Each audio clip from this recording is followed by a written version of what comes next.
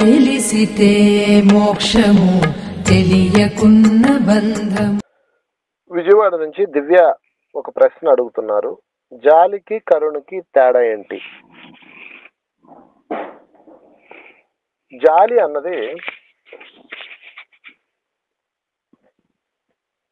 నీ అహంకారం నుంచి వచ్చేది. కరుణ అన్నది నీ హృదయం నుంచి వచ్చేది, ఆత్మ నుంచి వచ్చేది. చూడండి, మీరు ఫర్ ఎగ్జాంపుల్ రోడ్డు మీద ఒక భిక్షగాడు ఉంటాడు.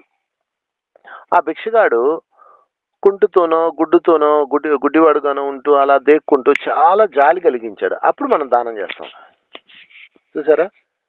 అదే ఒక సూటు బూటు వేసుకొని చక్కగా హుందాగా తయారై వచ్చి excuse me please give me 10 rupees అన్నాడు. అనగానే మీరు ఇస్తారా? ఎవరు మీరు? ఎందుకని? మీ అహం ఒప్పుకోదు. నేను భిక్షగాడు అని ఒక సినిమా చూసా. బిచ్చగాడు అన్న ఒక సినిమాలో ఒక అద్భుతమైన డైలాగ్ ఉంది. వాడు ఏమంటాడంటే, వీళ్ళు ఇచ్చే రూపాయి కోసం మన కన్ను కాలు ఉండకూడదు అనుకుంటారన్నా అంటాడు ఆ భిక్షగాడు. అంతే. చూడండి, శుభ్రంగా ఉన్నాం, గుండ్రాయిలో ఉన్నాం, ఎందుకు అడుక్కుంటున్నాం అంటాం, మనమే అంటాం. అంటే మన ఇగో చల్లారాలంటే వాడు చాలా హీనమైన స్థితిలో ఉండాలి. అప్పుడే మన ఇగో చల్లారి అది జాలిగా మారిపోద్ది. ఎంత విచిత్రమైన మన మనసులో. మన ఇగో చల్లారి అది జాలిగా మారాలంటే అవతల వాడు చాలా హీనమైన పరిస్థితిలో ఉండాలి. అందుకని జాలి యొక్క రూపము మీ యొక్క సెల్ఫ్ ఈగో. అవతలోడు ఎంత హీనంగా ఉంటే మీకు అంత జాలి పుట్టుద్ది. అవతలోడు ఎంత స్ట్రాంగ్ ఉంటే మీకు జాలి కాదు కదా, మీ అహం లేదు నిద్రలేసి వాడి మీద యుద్ధానికి దిగబడుతుంది. కనుక మై డియర్ ఫ్రెండ్స్, పిల్లల విషయంలో చూద్దాం. మీరు పిల్లల్ని అల్లరి చేస్తారు. అల్లరి చేసి మొండిగా ఉన్నాడు అనుకోండి, మీరు ఆయన కొడతారు. పిల్లోడు మొండిగా ఉంటే తల్లులు కొడతారు. దీనికి మళ్ళీ వాళ్ళు ఏదో పేరు పెట్టుకుంటారులేండి, క్రమశిక్షణ అన్న పేరు, అది పక్కన పెడదాం. పిల్లవాడు మొండిగా ఉన్నప్పుడు ఆ తల్లి కొడుతుంది. తల్లి కానీ తండ్రి కానీ పెద్దవాళ్ళు అందరూ కొడతారు, టీచర్స్ కానీ. వాడిని కొడతారు. ఎందుకు కొడతారో చెప్పమంటారా? వీళ్ళ అహంతో కొట్టారు. వాళ్ళ అహం అనమాట. వాళ్ళ అహం ఒప్పుకోదు. మీ దెబ్బలు తిని ఆ పిల్లోడు మూలంకి వెళ్ళి వెక్కి వెక్కి ఏడుస్తుంటే అప్పుడు మీరు జాలి పడతారు. ఎందుకు జాలి పడతారు? మీ అహం చల్లారిపోయింది. వాడు ఏడవడంతో మీకు మీకు మీ యొక్క అహం నశిస్తుంది. అంటే మీ అహం చల్లారుతుంది అనమాట. నశించదు కాదు, చల్లారుతుంది, తృప్తి చెందుతుంది. వాడి మీద విజయం సాధించాము. అప్పుడు వెళ్ళి ఎక్కడ లేని ప్రేమ చూపించి ఆయన ముద్దులతో ముంచెత్తుతారు. ఎంత దరిద్రగొట్టు జీవితమో మంది. పిల్లల్ని కొట్టే మొదనొస్తే పెద్దవాళ్ళందరూ దరిద్ర బతికిదే. వాళ్ళందరూ అహంకారంలో నుంచి కొడుతున్నారు పిల్లల్ని. తప్పు చేసామని కొట్టే వాళ్ళు చాలా తక్కువ. పిల్లలు తప్పు చేశారు కాబట్టి దండించాలండి అనేవాళ్ళు చాలా తక్కువ.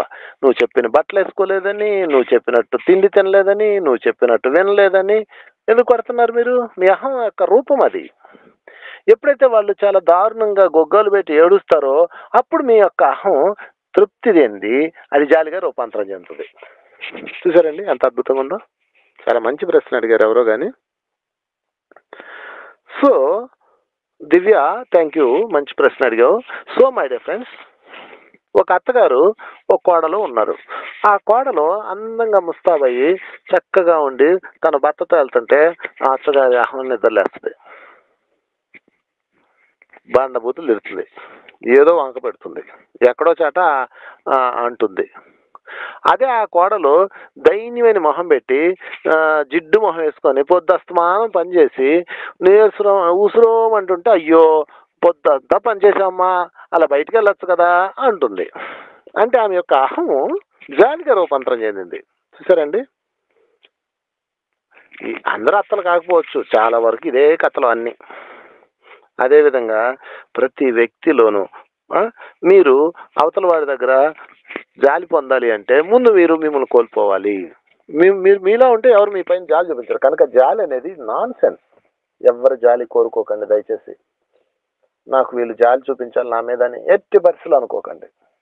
ఒకరి జాలిని మీరు ఆశించారంటే మిమ్మల్ని మీరు చంపేసుకున్నట్లే.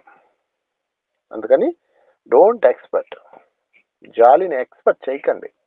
మీ పట్ల ఎవరు జాలి చూపించాల్సిన అవసరం లేదు. మీ పట్ల ఎవరు దయ చూపించాల్సిన అవసరం లేదు. ఇక కరుణకు వద్దాం. జాలికి కరుణకి తేడా. కరుణ అన్నది హృదయం నుంచి వచ్చేది. అది అద్భుతం. అది పరమాత్ముడి యొక్క రూపం. దానికి ఇగో ఉండదు. అది ఏ కోణంలోంచి అయినా ప్రత్యక్షమవుతుంది. అది ప్రతి మనిషిలో అంతర్గతంగా ఉంటుంది ఆ కరుణ రసం. అది కాకపోతే దాన్ని మనం మూసేస్తాం. ఆ కరుణ రసాన్ని విప్పదీస్తే ప్రతి ఒక్కరూ ఒక కరుణామయుడు అవుతాడు. ఆ కరుణకి అహం కానీ లేకపోతే వేరే రూపాలు కానీ మనసుకు సంబంధించిన కోపము, దయ, జాలి, ఈ అదర్ థింగ్స్ ఏమి ఉండవండి. అదర్ ఎలిమెంట్స్ ఏమి ఉండవు. ఒక్కటే ఉంటుంది దానికి. పరమాత్మ యొక్క స్వరూపం అది. అందుకని కరుణ హృదయాన్ని పెంపొందించుకోవాలి. అది అందరిలో ఉంది. ప్రతి ఒక్క మానవుల్లో ఉంది. ఒసామా బిన్ లాడెన్‌లో కూడా ఉంది. హిట్లర్‌లో కూడా ఉంది. కరుణ యొక్క కరుణ యొక్క దీపం. దాన్ని వెలిగించుకోవాలి.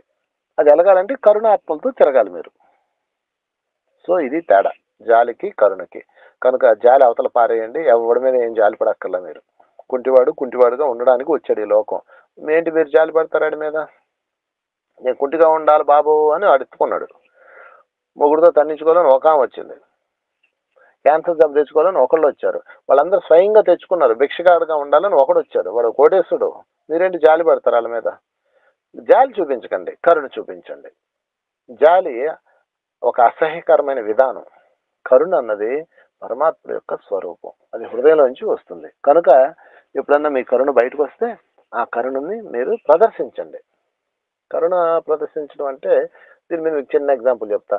కరుణ అంటే ఫర్ ఎగ్జాంపుల్ అంతర్గతంగా మీలో కరుణ ఉందని చూపిస్తాను. మీరు ఒక చికెన్ సెంటర్కి వెళ్ళారు. బాబు ఒక 1/2 కేజీ మాంసం అన్నారు. అనగానే వాడు ఒక కోడిని తీసి టప్పని నరుకుతాడు. మీకు తెలుసు అది చస్తుంది, దాన్నే తింటున్నామని. కానీ ఎప్పుడైతే మీ కళ్ళ ముందు అది గిలగిలా కొట్టుకుంటుందో మీకు తెలియకుండానే మీ కళ్ళు పక్క తిరుగుతాయి. మీకు తెలియకుండానే మీ హృదయంలో ఏదో జల్లుమంటది. దాని పేరే కరుణ. కానీ వెంటనే పక్కనే ఎవడో ఒకడు ఉంటాడు కదా, పర్వాలేదులేబ్బా మనం తినకపోతే ఏమైతే ఈ కోళ్ళన్నీ ఏదో ఒక లాజిక్ చెప్పుకొని దాన్ని మూసేసి ఆ కరుణ దీపం మీద ముసుగులు కప్పి ఆ మాంసాన్ని తింటాం. చూసారా, మన కరుణ దీపాన్ని మనమే స్వయంగా ఆర్పేసుకుంటున్నాం. కనుక మై డియర్ ఫ్రెండ్స్, జాలి దయాన్ని పక్కన పెట్టేసి మెయిన్ కరుణ మీద దృష్టి పెట్టండి. ఎవరైతే కరుణ హృదయంతో ఉంటారో వారి యొక్క జీవితం సాక్షాత్తు పరమాత్మ స్వరూపం అవుతుంది. Thank you very much.